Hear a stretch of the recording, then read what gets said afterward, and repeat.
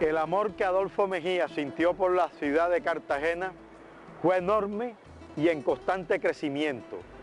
Esto lo testimonia en muchas de sus obras que titula con el nombre de la ciudad, entre ellas el himno a Cartagena, el himno a la Universidad de Cartagena, el himno a la Virgen del Carmen y fundamentalmente el bolero Cartagena, que fue grabado en diferentes versiones en la voz de Montserrat Caballé, Alfredo Kraus, Carlos Julio Ramírez, Leda Dan y muchos otros cantantes de prestigio internacional.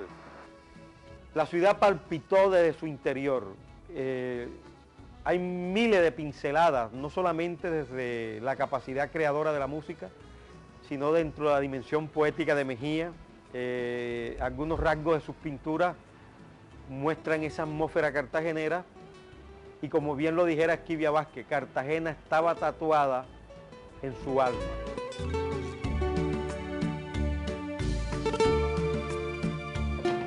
Adolfo Mejía llegó a Cartagena cuando tenía 11 años y desde que la cúpula de San Pedro Claver apareció en el horizonte, la ciudad lo cautivó de por vida.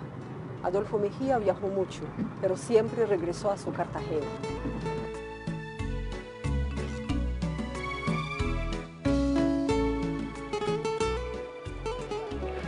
Adolfo Mejía nació aquí en San Luis de Cincé, Sucre, el 5 de febrero de 1905, en la familia de Adolfo Mejía Valverde, que era relojero y orfebre de Mompox y a la vez músico, y la señora Francisca Navarro, una mujer muy sensible al arte de los sonidos.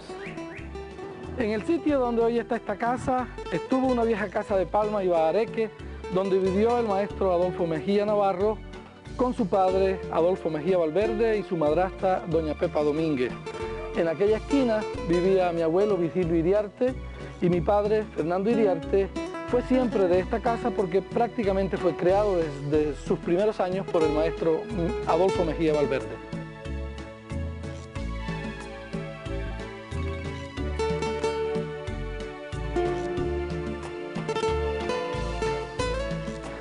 Adolfo Mejía Valverde era joyero, músico, malabarista y en algún momento de la historia de este pueblo no hay duda de que fue el músico más sobresaliente. Inclusive estuvo al frente de un pequeño grupo musical en el que él interpretaba el tiple y Adolfo, su hijo de 8 años, interpretaba la guitarra.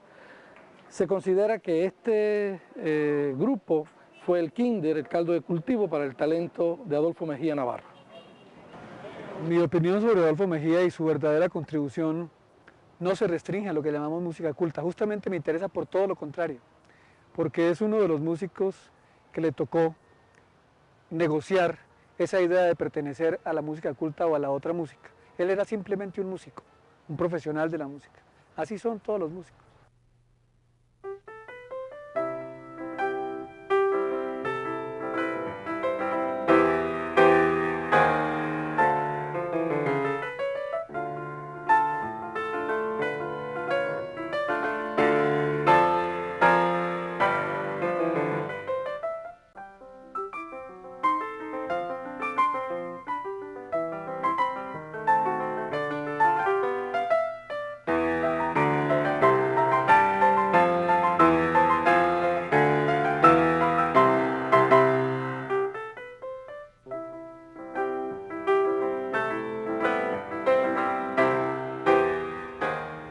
Mejía fue un hombre de una vasta formación cultural, habló varios idiomas, inclusive yo he encontrado algunos registros de su escritura en sánscrito, hablaba árabe, griego, alemán, francés, italiano e inglés.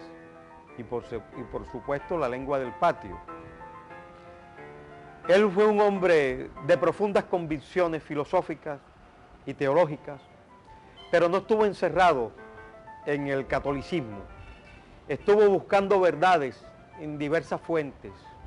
Yo viví en la calle de San Pedro Mártir casi toda mi juventud y en esa calle conocí a Adolfo Mejía, que también era un muchacho y era aficionado a la pintura.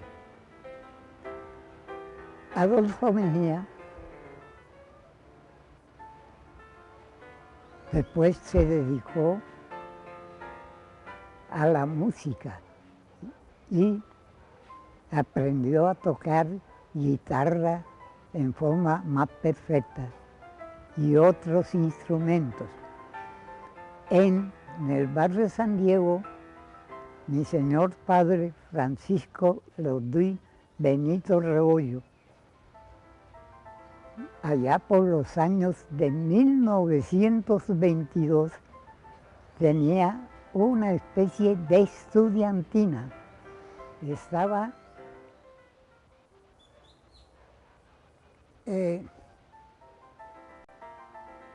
Camacho y Cano, que también hizo parte de la estudiantina que después se llamó Jazz Band Lorduy y después fue creciendo, hizo parte también de esa orquesta.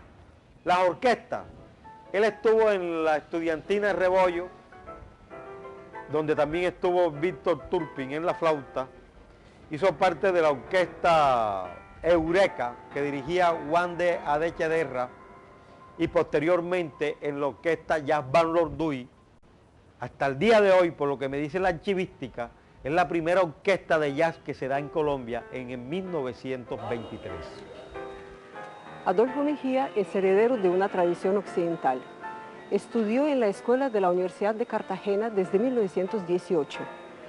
Se matriculó con el profesor Fernández, que hizo sus estudios en Europa, y aquí formó una nueva escuela para escudriñar los valores vernáculos colombianos y del Caribe.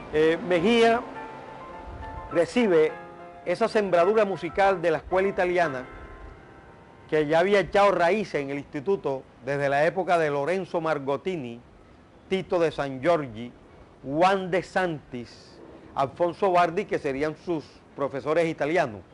Pero él nunca estuvo a gusto con la filosofía y las políticas que delineaban esta cultura musical, porque de alguna manera ponía a los músicos de espalda a sus raíces. Y Mejía asumió como nadie su condición de hombre mestizo, y esto lo deja fielmente en su obra. La pequeña suite, los bambucos, los pasillos. Para mí Mejía es el compositor que abre ese camino de propuesta nacionalista a partir de la música. Un día cualquiera, Adolfo Mejía obtuvo una amistad con la familia Lemaitre, con el viejo Daniel Lemaitre, que era erudito. Él sabía pintura, sabía música, componía música popular, y el viejo Lemaitre se lo llevaba para su casa y allá lo impulsaron. Nace bella en la montaña la lavanda azul, y en las alturas su perfume esconde níveo tú. Con mis pesares y quebrantos tú vives en el ensueño de mis cantos. En esta iglesia de Santo Toribio, en 1930, Adolfo Mejía se casó con Rosita Franco. Meses después se fue a Nueva York en compañía de Ladislao Orozco, joven músico cartagenero, a buscar suerte en tierras del norte.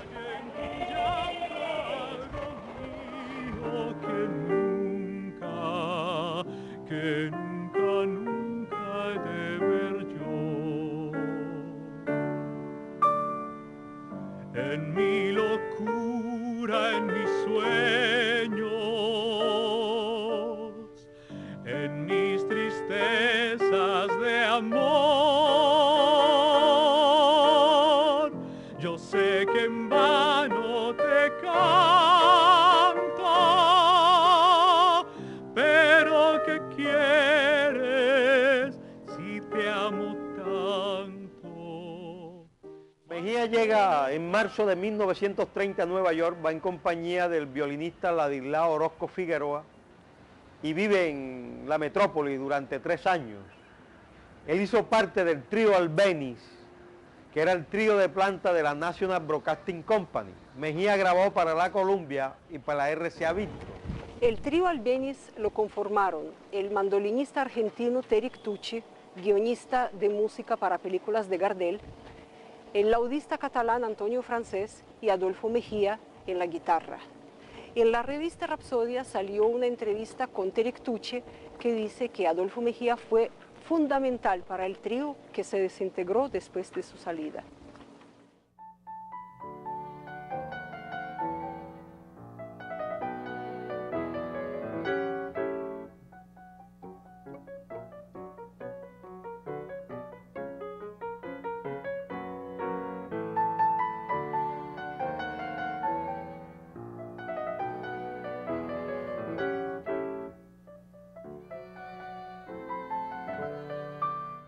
Bueno, mis recuerdos son a partir de los 7 años, que fue cuando yo lo conocí a él, porque él pasaba viajando.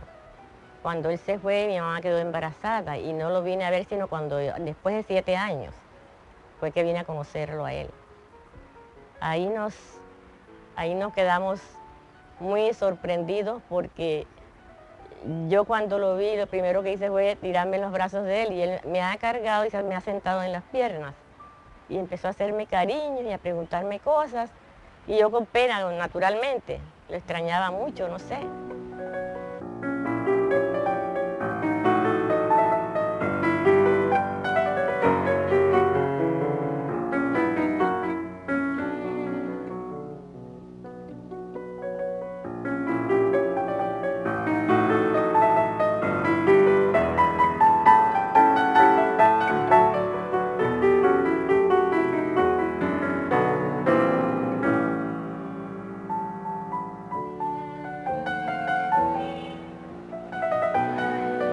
Del matrimonio de Adolfo Mejía y Rosita Franco entre 1930 y 1953 nacieron 4 hijos: Lidia, Adolfo, Trini y Manolo.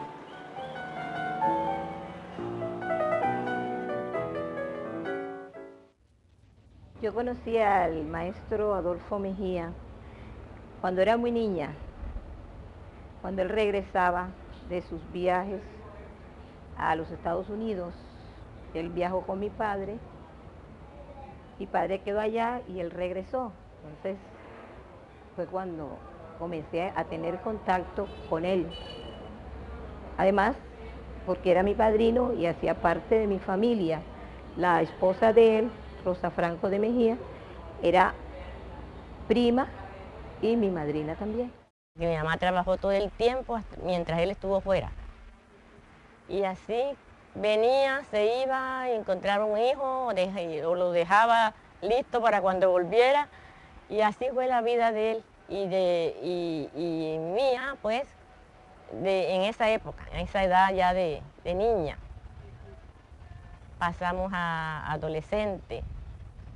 Llega la época en que él está en la escuela de música y todos estamos estudiando. Mi hermana Trini, piano, yo estudiaba piano también. En 1933, Adolfo Mejía regresó a Cartagena y pocos meses después se fue a trabajar a Bogotá como bibliotecario de la recién creada Orquesta Sinfónica Nacional. La invitación fue hecha por su director, Guillermo Espinosa Grau. Con un pequeño salario, el bibliotecario era en realidad un copista, un arreglista con tareas abrumadoras.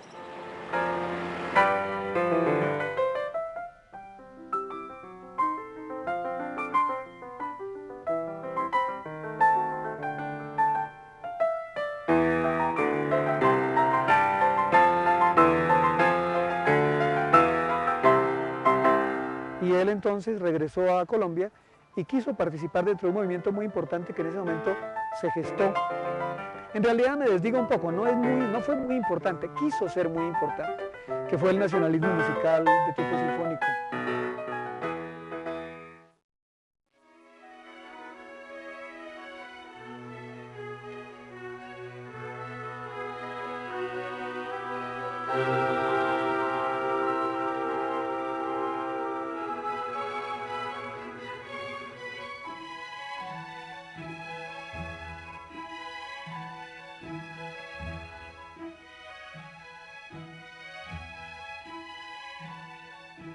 En 1936, Adolfo Mejía ingresó formalmente al Conservatorio Nacional de Música en Bogotá. En aquella época, el director de la institución era Antonio María Valencia. Adolfo Mejía tomó los cursos de armonía, contrapunto e historia de la música con los profesores Gustavo Escobar Larrazábal, Jesús Bermúdez Silva y Andrés Pardo Tovar, respectivamente. En 1938, Adolfo Mejía participó en el concurso de Ezequiel Bernal. Y Mejía participa en ese premio, el premio que se convoca en el año 38, un año que fue importante por la celebración de la fundación de Bogotá. Eso motivó muchas manifestaciones culturales y entre ellas este concurso. Mejía participa y gana el concurso compartido con Jesús Bermúdez Silva, un músico que tenía una formación académica mucho más sólida que la de Mejía. Y la contribución de él es haber logrado lo que no hizo Bermúdez Silva justamente. Bermúdez Silva hizo un nacionalismo musical de tipo abstracto, mientras que Mejía se le ocurrió en su obra incluir por primera vez dentro de lo que es la música académica colombiana, la música costeña, y abrir un campo que después muchos otros compositores, digamos, siguieron.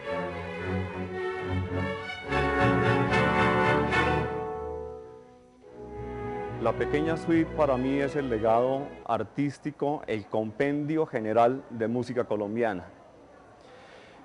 Lograr un bambuco, como lo logra el maestro Mejía en la pequeña suite, creo que no ha sido superado. Yo creo que Mejía logró lo que no pudieron lograr por muchas razones ni Uribe Holguín ni Antonio María Valencia. No hay que ser puristas para saber que lo que hizo Adolfo Mejía está bien hecho.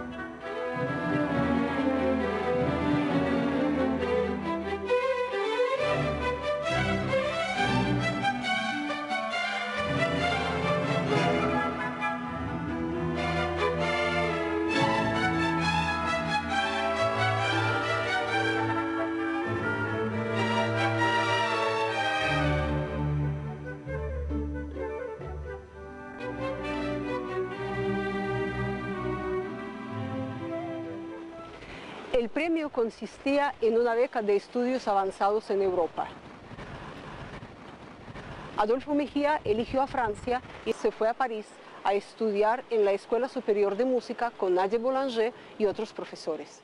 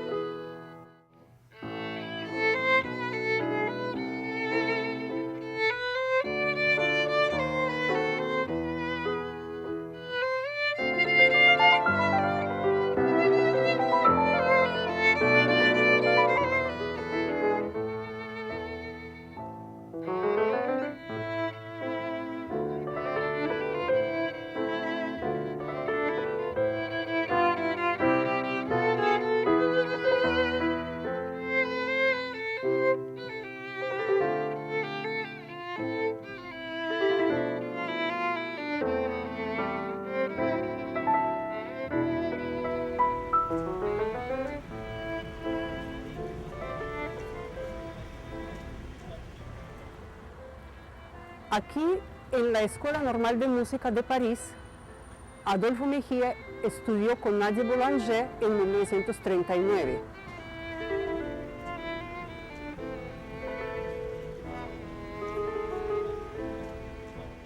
Desafortunadamente, en Europa irrumpe la Segunda Guerra Mundial y él tiene que emigrar primero al sur de Francia y después a Italia. Y Mejía en Italia toma un barco brasilero, que era un barreminas, entre otras cosas, y se viene de Europa y llega hasta el Brasil. Era una alta carga explosiva ese viaje, y sobre eso hay testimonios fotográficos donde Mejía está tocando guitarra en el barco. Al llegar al Brasil, por esas coincidencias, las circunstancias, está el orquestador polaco, Leopoldo Stokowski, dirigiendo la orquesta de jóvenes americanos. Mejía es invitado a esa orquesta. Leopoldo Stokowski y Gustavo Lemaitre viajan a Nueva York. Y es el reencuentro de Mejía con Nueva York. Aquí dura un tiempo, después regresa a Cartagena y pasa a ser el técnico musical de la Sociedad Pro Arte Musical en los conciertos sinfónicos que se realizan desde 1945 hasta 1963. En los conciertos de los festivales de Pro Arte Musical de Cartagena participaron orquestas y solistas de la talla de Andrés Segovia, Nikita Magalov, Jesús San Romá, Antonio María Valencia, Alexander Brodsky, Misha Elman, entre muchos otros. Los conciertos se realizaron en el Teatro Cartagena y en el Teatro Municipal.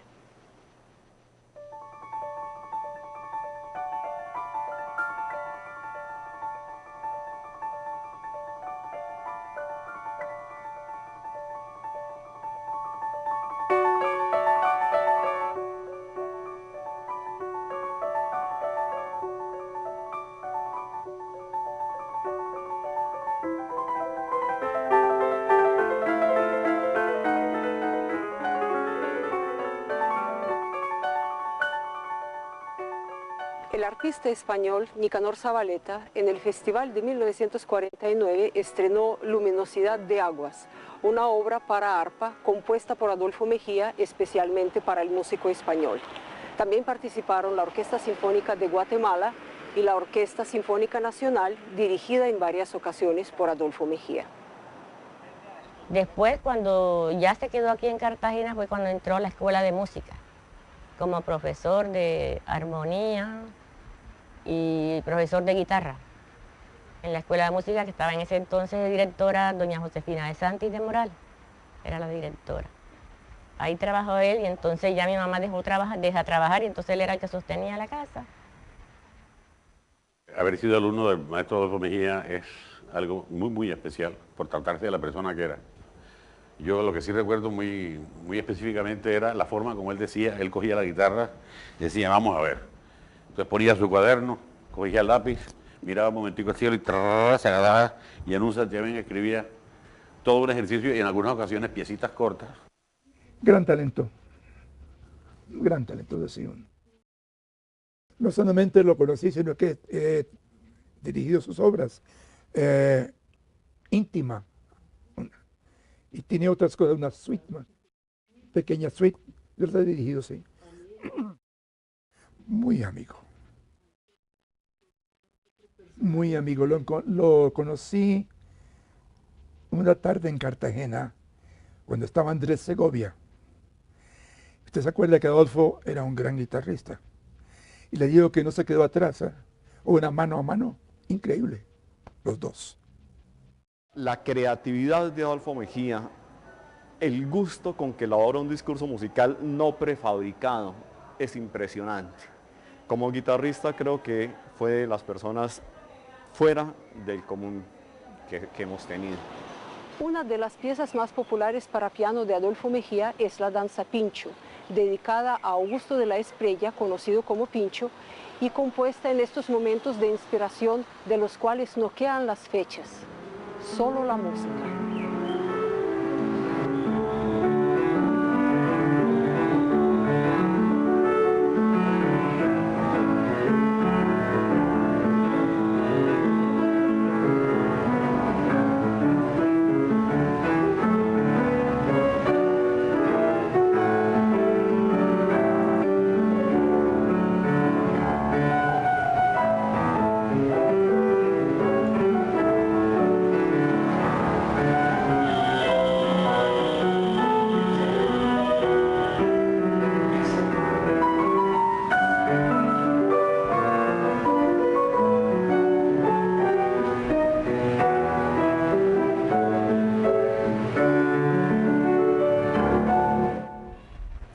Estaba aprendiendo, él me decía, no, eso no así. Entonces comenzaba a marcarme el compás. Y así fue. Una dificilísima para la mano izquierda. Sí, claro. Yo estaba tocando el piano y llegó el maestro Mejía, me vio tocando ahí con una mano y se quedó así un rato viendo y entonces me dice, ok, sí, bueno, y jugando con el piano. Me dice, aparta, un momentito. Y tráeme el papel de música. Comienza terminó ahí mismo.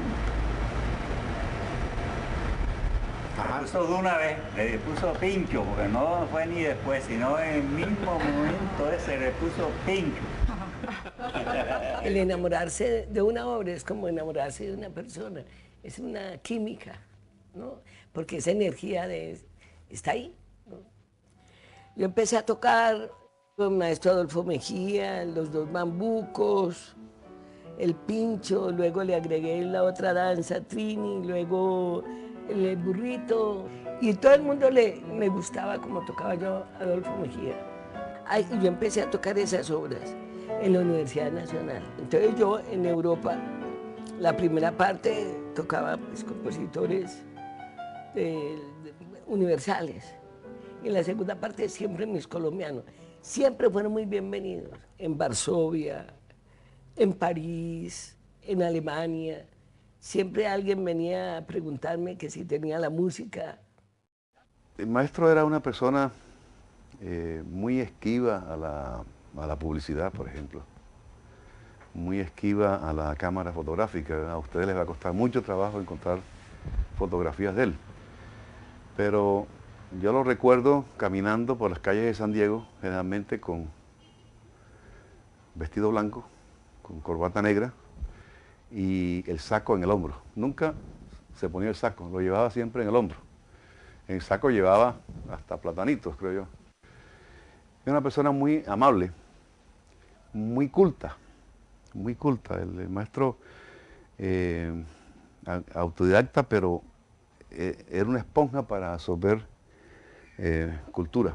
Sabía, leía y podía hablar de cualquier tema que le pusieran. Tan inquieto era que yo creo que llegó a aprender árabe, hablando con los libaneses aquí en las calles de las carretas en Cartagena. Cuando él vino de París, él vino con bigote y barba, que es la pintura que él se hizo, el autorretrato ese que no está aquí. Y a mi madrina, o sea, la esposa, no le gustaba verlo con esa barba y ese bigote. Entonces, en una noche de esas que salió él con los amigos y esto, vino un poquito trayado. Se levantó por la mañana, cuando se iba a afeitar, él se mira en el espejo y se ve que tenía media barba y medio bigote. Y entonces él le decía a mi madrina, no le decía su nombre, le decía Juana. Ellas se decían Juana y Juan. Pues dice, Juana, ven acá, ¿y qué fue lo que me pasó? Porque estoy así, se me dijo, yo no sé. Tú viniste anoche con medio bigote y media barba.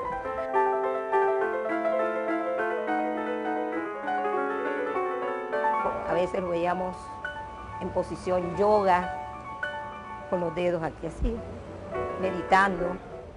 O si no, lo veíamos sacando crucigramas, le fascinaba. Le gustaba jugar ajedrez, jugaba muchísimo con mi madrina el ajedrez.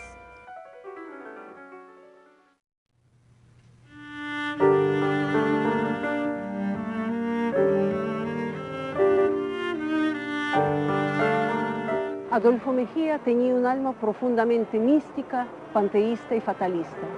Desde muy joven creía en la estética armónica musical basada en las matemáticas. Posteriormente estudió numerología y los aspectos metafísicos del espacio y el tiempo y los relacionó con su mundo esotérico de la siguiente manera.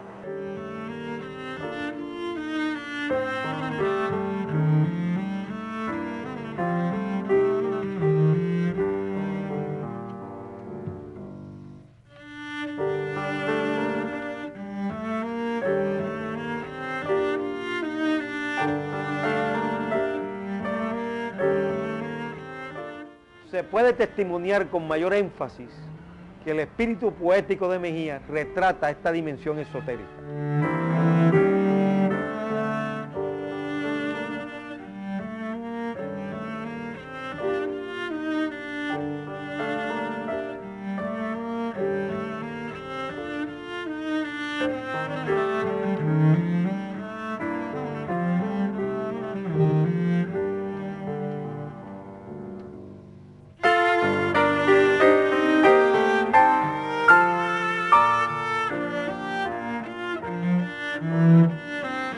Según Alberto Lemaitre, un amigo de Adolfo Mejía que escribía bajo el seudónimo de Mr. Toyo, el maestro lo inició en el estudio de las ciencias ocultas, las cuales eran su predilección. Sabía mucho, pero era muy hermético. Su misión quizá no era la de pasar el mensaje, sino de callar. María, que unos libros que no los tenía, los conseguía en España, los mandaban. El Kybalión, por ejemplo, es un gran libro, y ese libro no se conseguía, y él lo tenía. Y entonces que se alama ahí, y sabía mucho de eso. Y hay una cantidad de detalles que usted no te queda muerto. Usted no sabe que nosotros todos caminamos con los ojos cerrados. Todos nosotros, todos. Caminamos así. Eso no lo sabe nadie. Él era como muy reservado en cuanto a eso. Él hablaba mucho sobre las cosas del espíritu y de la... Y es más, tiene una poesía que yo creo que todo el mundo la conoce, que se llama Más allá o algo así. Y caminaba el hombre por agobiadores arenales. No comenzaba la jornada, ya la había comenzado. Quién sabe desde cuándo y cuántas veces, pero él siempre creía que comenzaba. Cerró los ojos y desde un mundo silencioso, oscuro y vacío, llegaron a él los ecos de las puras armonías. Oyó cantar y la canción decía: allá, más allá, sigue, camina, camina. Y la canción que escuchaba seguía: allá, más allá, cuando todos los soles se apaguen, estarás en la luz. Los estudios esotéricos de Adolfo Mejía son una página completamente desconocida de su vida. Surgen muchas preguntas al respecto. ¿Quién lo inició en eso? Fue en Nueva York en 1930 donde pudo haber conocido la escuela de Gurdjieff y su doctrina del cuarto camino. ¿Por qué eligió a París como sitio de sus estudios en Europa? ¿Será porque cerca quedaba la escuela de Gurdjieff?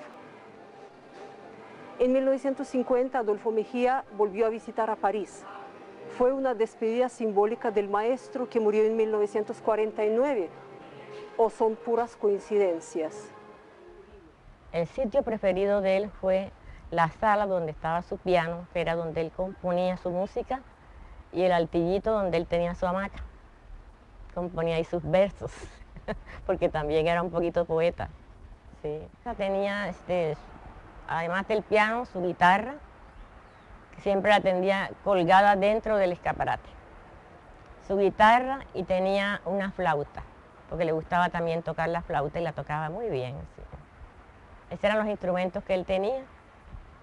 El piano hoy lo tiene mi hermano Manolo en Cali, y la guitarra también la tiene él. Más importante, porque creo que tengo yo, pues, este instrumento. Aunque ya hay que hacerlo una pequeña cirugía, porque son tantos años pues sin utilizarlo. Y sí, pues para mí pues eso es de un valor incalculable. Pues. Mi papá era una persona muy desprendida, inclusive con la misma música de él pues quedó mucha música regada en sitios que nosotros nunca hemos sabido pues qué hay ni dónde están. Pues. El piano que estaba aquí en esta sala, que él tocaba con su pijama. A las 2, 3 de la mañana, 4 de la mañana, que la gente se quejó porque decía que como esto era una cárcel, un ladrón o un señor vestido de presidiario se había volado para venir a tocar piano aquí, y era el maestro Mejía con su pijama. El maestro le pusieron pues su denuncia en la policía, y tuvieron que venir a hacer un arreglo con él para que él tocara más pasito, sobre todo en las madrugadas, ¿no? Él tenía también su manera jocosa de decir las cosas, le gustaba la poesía, mucho el lenguaje de Cervantes, muy quijotesco, muy galante con las damas, tuvo mucha suerte con las mujeres. También lo perseguían las damas, no sé si era por su música o por él, pero siempre tenía sus amiguitas por ahí, claro que mi mamá no se enteraba de eso, pero yo sí me enteraba y los demás también. Muy bohemio. En mi casa regularmente los viernes o sábados había bohemia.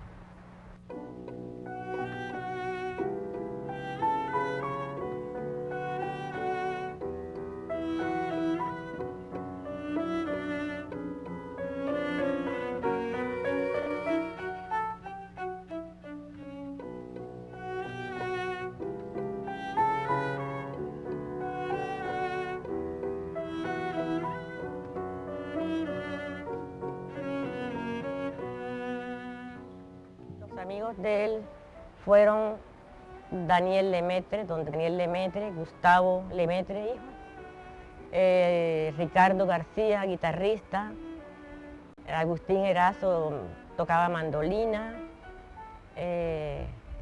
Alfredo Villamarín, que fue de los últimos, porque era el más joven.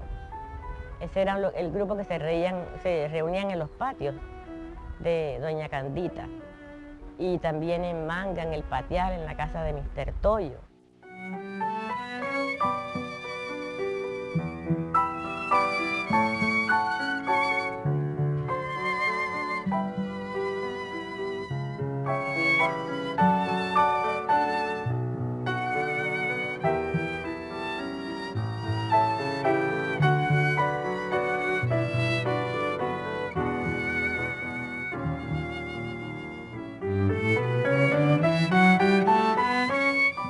Y la señora Candita, una persona muy querida, muy encantadora, muy alegre.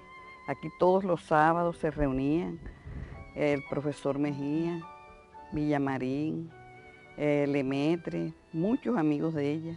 Preparaban comida, cantaban, bailaban, recitaban. El profesor Mejía era un hombre muy romántico, muy encantador. Bueno, yo siempre consideré al maestro Mejía como mi segundo padre, como yo le decía, porque era la afinidad que teníamos. Primero, él muy amigo mío, muy cariñoso conmigo, era una transmisión pues, que traía pues, ya de mi padre y me la presentaba a mí. Y yo sentía en él mucho parecido con mi padre.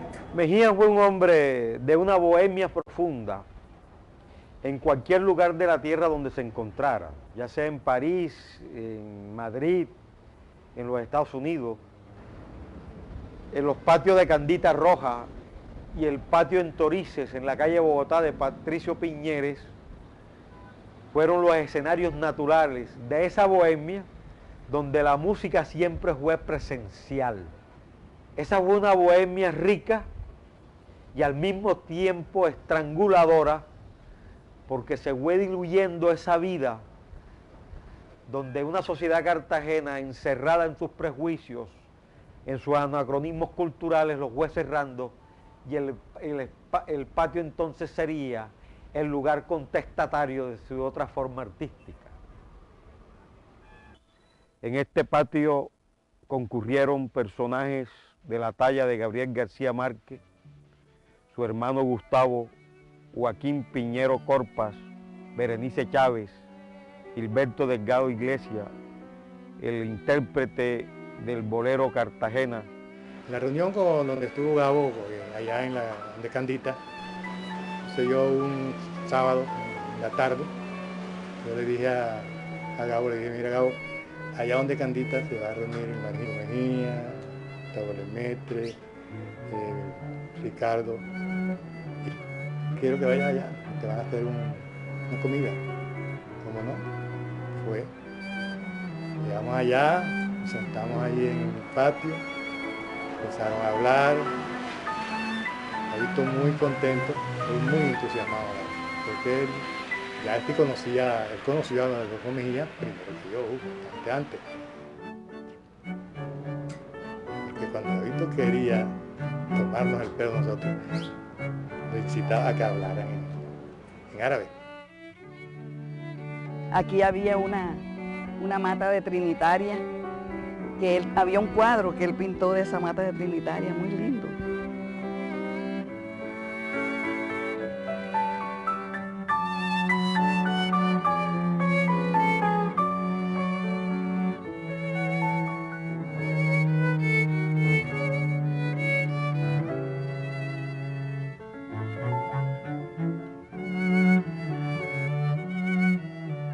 Él pintó al Pollo, pintó al esposo de Candita, no sé qué serían esos cuadros.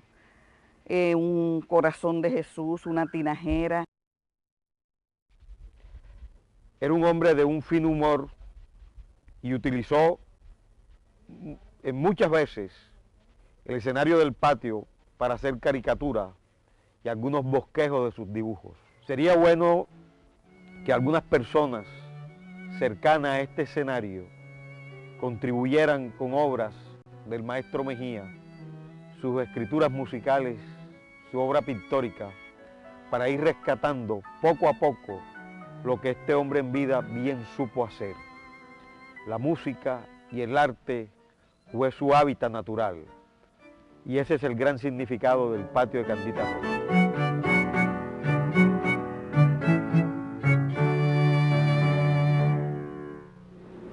Según un testimonio de Alfredo Pernet, un amigo de Adolfo Mejía, el maestro evitó hasta el final todas las formas de halago exterior. Tenía una alergia perniciosa hacia los homenajes y a las pompas, y siempre se alejó de las personas que querían hacerlo objeto de genuflexiones. En la búsqueda del sentido de su existencia y de su creación, él hizo un largo camino y sufrió una gran transformación. Antes de viajar a los Estados Unidos en 1930, Adolfo Mejía era muy extrovertido.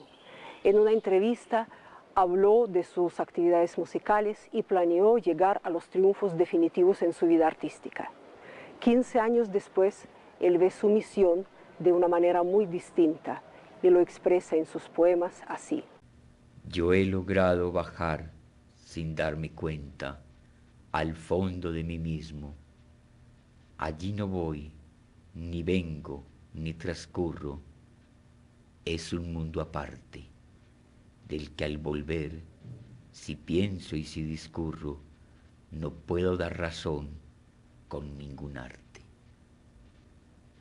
Una posible interpretación de eso es que Adolfo Mejía se dio cuenta de las limitaciones para expresar lo que sentía y como un gesto de humildad y de modestia rechazó y postergó todos los homenajes.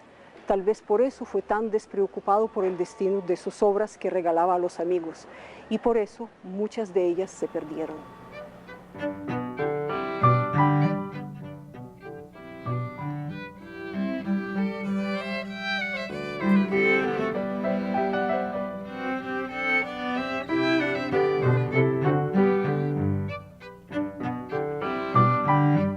Mejía estuvo muy atento a las cosas folclóricas. Yo creo que su gran valor estuvo ahí en retar una cultura que se proclamaba occidental y él la matrimonia con las raíces folclóricas de su patio. Y cuando digo su patio, no solamente me estoy refiriendo al Caribe colombiano, me estoy refiriendo en extensión a todo Colombia. Y en esencia creo que Mejía supo hacer esa síntesis, esos puentes entre músicas foráneas con músicas nuestras.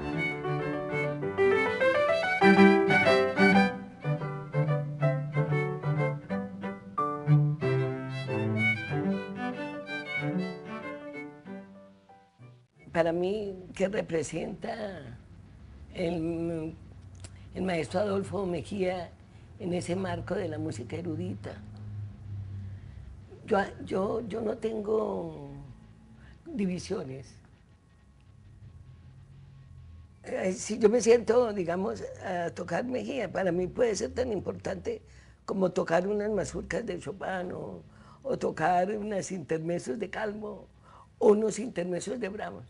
La música Mejía salía así como con una espontaneidad y un calor. Yo creo que no estaban pensando mucho en su gloria personal, sino en el goce que les daba hacer música para sus amigos o para gozar, ¿no? Pero en Mejía siempre hay una línea conductora de madurez musical, que es bien importante. Entonces, allí que se nota su paso por París, sus contactos muy fuertes con lo que fue el movimiento, comillas, impresionista, y cómo ese impresionismo fue diferente al que tuvo Guillermo Uribe con Vincent Dandy y la Escuela Normal de Música de París.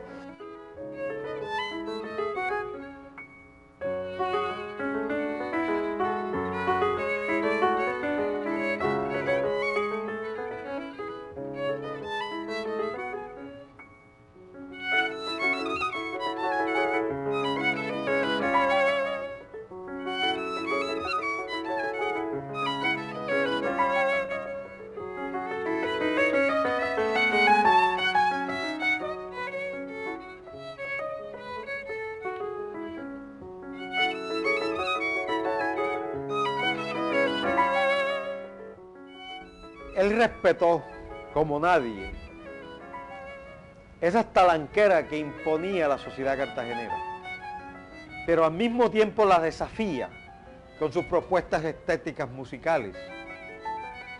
En la obra de Mejía hay burla, y hay un referente histórico profundo cuando él le compone al poeta Luis Carlos López, que fue otro hombre que se burló hasta la saciedad de una sociedad rancia, de una sociedad llena de prejuicios y de anacronismos culturales.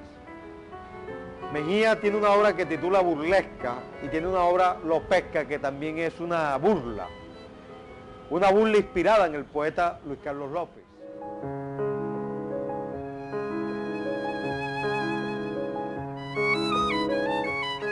Es un buen melodista, es un buen compositor de himnos. El himno de la Marina, que es uno de los mejores que tenemos, en mi opinión, comparable y si no mejor en algunos aspectos que el himno nacional colombiano, fue su composición. Fue músico también justamente en la banda de la Marina, de allí en Cartagena. Viva Colombia, soy marinero, por mi bandera, por mi heredad, vivo en las olas de los infiernos, soy caballero del ancho mar. La Armada Nacional en 1955 condecoró al maestro Mejía con la Orden Naval Almirante Padilla en el grado de caballero. La Universidad de Cartagena le otorgó el título doctor honoris causa en Humanidades en 1970. En el mismo año también el Instituto Colombiano de Cultura le hizo acreedor del Premio Nacional de Música. Adolfo Mejía fue el primer compositor nuestro en recibirlo. Singular honor fue compartido con otros dos grandes artistas, Pedro Nel Gómez en Artes Plásticas y León de Greff en Literatura.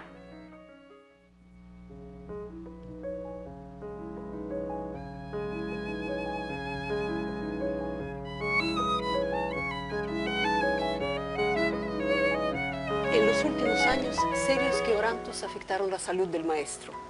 Víctima de una trombosis cerebral, por casi 3 años quedó recluido aquí, en su residencia de la calle Puntales, en completa inactividad y sin el contacto con el mundo exterior.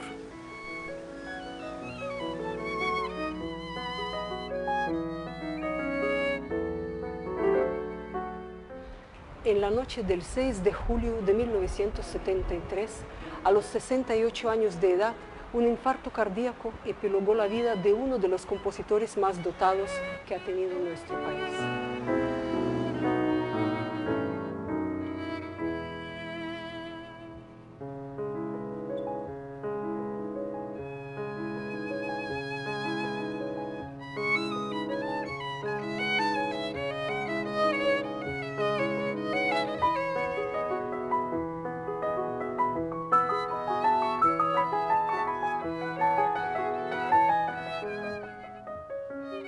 Adolfo Mejía trae este recuerdo igualmente que utilizó Bartók o Rimsky-Kórsakov u otros compositores europeos, de usar temas, aires nacionales para ponerlos en el primer nivel de una música clásica.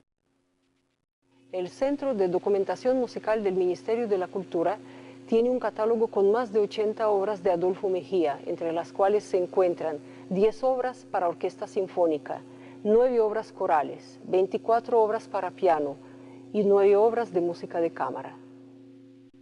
El maestro Mejía definitivamente dejó una huella imborrable en Cartagena, ¿no? ¿Cómo será que lo pusieron de hijo adoptivo de Cartagena, ¿no? Lo que pasa es que aquí la parte cultural está pero muy atrasada en lo que se llama el departamento de Bolívar o la ciudad de Cartagena, porque nos hemos vallenatizado de una forma increíble. Por eso le dije, estamos nosotros en deuda con él. Inclusive en Cartagena, que hay tantas empresas grandes, ¿no? Deberían, pues, alguna de ellas rescatar esa obra y, si es posible, plasmarla en unos discos compactos, ¿no?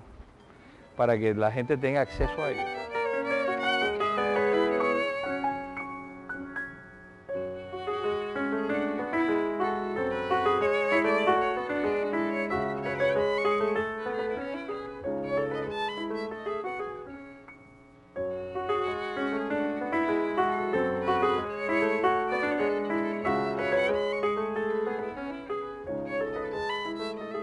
En el Teatro Heredia, Adolfo Mejía dirigió muchos conciertos y estrenó varias de sus obras.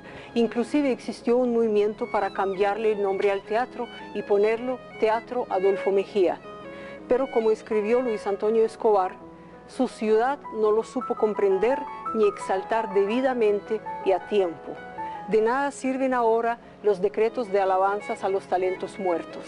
De nada han servido en la querida Cali los decretos de publicación de las obras de otro gran compositor de talento, Antonio María Valencia, ni en Antioquia para resaltar la labor de Gonzalo Vidal.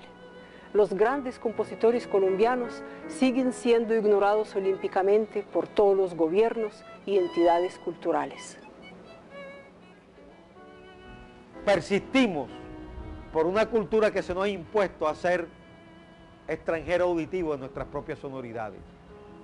Pero si ahondamos en las profundas raíces que nos alimentan desde más pasados remotos, podemos reconstruir estas verdades, porque tenemos los postes indicadores para llegar a esos caminos y a esos cruces culturales.